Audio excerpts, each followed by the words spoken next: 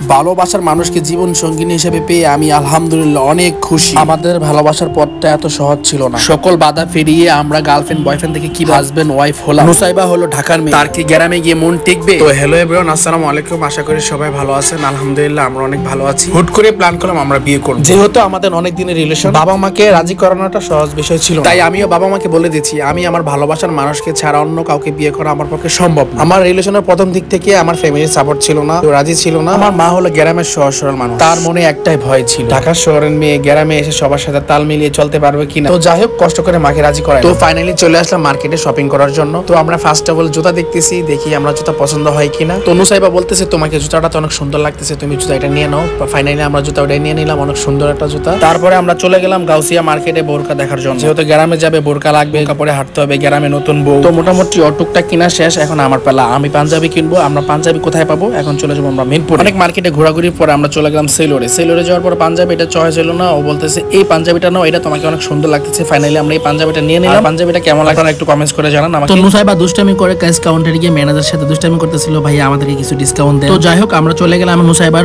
গায়ে হলুদের শাড়ি কেনার জন্য। ওর অনেক শখ, সে গায়ে হলুদ দিবে, নাকি গায়ে হলুদের অনেক শখ। তাই ফাইনালি আমরা চলে শাড়ি কেনার জন্য পূর্বী মার্কেট। ওইখানে রিজনেবল প্রাইসে আমরা শাড়ি গায়ে হলুদের জন্য শাড়ি পেয়ে যাবো। তো মোটামুটি ফাইনালি আমাদের শপিং করা শেষ। আমরা এখন গায়ে হলুদের জন্য প্রিপারেশন নিচ্ছি। যেহেতু আমাদের বিয়েটা হবে ঘরোয়াভাবে, আমরা কোনো বড় কোনো অনুষ্ঠান করতেছি না, তাই আমরা কাউকে দাওয়াতও দিতে পারছি না। তো আমরা কি করবো, একা একা তো গায়ে হলুদ হয় না, তাই তার ছোট বোনের দুইটা ফ্রেন্ডকে দাওয়াত দিল। তার তো ভাগ্নিরা মিলে সবাই মিলে আমরা গায়ে হলুদটা সম্পন্ন করলাম ঘরোয়াভাবে বিয়ে। তারপরও গায়ে হলুদে তারা অনেক মজা করতেছিল। তার বোনের বান্ধবীগুলো সবাই মিলে একসাথে অনেক এনজয় করছে। গিফট পেতে প্রতিটা মেয়েই পছন্দ করে, নুসাইবাও ব্যতিক্রম কিছু। গায়ে হলুদে তার বোনের দেওয়া গিফট পেয়ে সে অনেক খুশি। এত সুন্দর গিফট সে কখনো আশাই করিনি। কসমেটিক্স আইটেমের গিফট গুলা পেয়ে খুশিতে সবাইকে দেখাচ্ছে। তার মাঝে চলে আসলো আমাদের ছোট্ট সোনামণি। সে হলো গায়ে হলুদের বিশেষ, সেও তার খালামণিকে সবার মতো করে মিষ্টি খাওয়াবে, গায়ে হলুদ দিবে। এটাই তার হ্যাপিনেস, এটাই তার ভালোবাসা। তারপর চলে আসলো আমার শাশুড়ি আম্মা, তারও অনেক ইচ্ছা তার মেয়েকে নিজে হাতে গায়ে হলুদ দিবে। অবশেষে চলে আসলো বিয়ের গায়ে হলুদের রাতে। আমরা অনেক সময় নষ্ট করে ফেলছি, তাই আমরা পার্লারে বউকে মেকআপ করাতে নেই। বিয়ের সাথে সম্পূর্ণ করার পর আমরা চলে গেলাম ছাদে কিছু ফটোশুট করার জন্য। যেহেতু আমাদের বিয়ে একবারই হয়, এসে দেখি সবাই আমরা খাওয়া দাওয়া শেষ। যেহেতু জানুয়ারির শুরুর দিক থেকেই অনেক শীত পড়ছে, আমরা তাই বুঝতেই পারছিলাম না যে কয়টা বেজে গেছে। আমরা ফটোশুট করতে করতে অনেক সময় ওয়েস্ট করে ফেলছি, তাই বুঝতেই পারি না যে সন্ধ্যা হয়ে গেছে।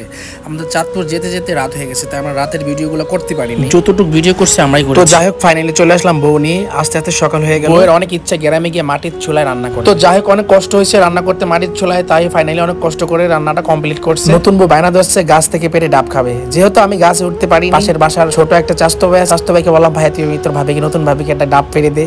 সো ফাইনালি সে ডাব পেরে দিল। তো স্বাস্থ্য ভাই ডাবটা পেরে দিল, পেরে দিও। এখন তো আমরা চলতে পারতেছি না, বল ডাবটা পেরে দিয়েছি, আবার আপনারা ছুলো দিতে হবে। ফাইনালি ডাব হাতে পেয়ে নুসাইবা অনেক খুশি। এখন ডাব সবাইকে দেখিয়ে দেখি নুসাইবা খাবে, আর সবাই তাকিয়ে থাকবে নুসাইবার দিকে। আমাদের সামনে বসা ছিল আমার নানু, আমার দাদি, দুজনেই বলতেছিল যে তোমরা একটা ডাব পারছো, একটা দুজনেই খাও তোমরা। দেখতে দেখতে রাত হয়ে গেল। নুসাইবা কি করবো, নানু আছে বাড়িতে, তাই নানুর জন্য ও নিজের হাতে নুডলস রান্না করলো। নুসাইবার হাতে নুডলস খেয়ে নানু বলতেছে ইন্টারেস্টিং লাগতেছে নানুর কাছে। নানুর তো অনেক মজা পাইছে নুডলস খেয়ে। দেখতে দেখতে সকাল হয়ে গেল। এখন আমি মার সাথে বাজারে যাবো, আর নুসাইবা বলতেছে আমিও যাবো, তোমাদের এলাকার বাজারটা আমি দেখবো, তোমাদের গ্রামটা আমি ঘুরে দেখবো। ও বলতেছে ওর নাকি গ্রামটা অনেক ভালো লাগছে। যাক, আমি অনেক খুশি, আমার মাও অনেক খুশি। তো বাজারে যাওয়ার জন্য আমরা গাড়ির জন্য ওয়েট করতেছিলাম, অনেকক্ষণ ওয়েট করতেছিলাম। অটো আমাদের এখানে অটো আর সিএনজি পাওয়া যায়, আমরা অটো দিয়ে বাজারে যাবো। তো ফাইনালি আমরা অটোতে উঠে গেলাম। অটোতে উঠে আমরা গ্রামের প্রাকৃতিক দৃশ্যগুলো দেখছি। আর নুসাইবার নাকি গ্রাম দেখতে অনেক ভালো লাগে।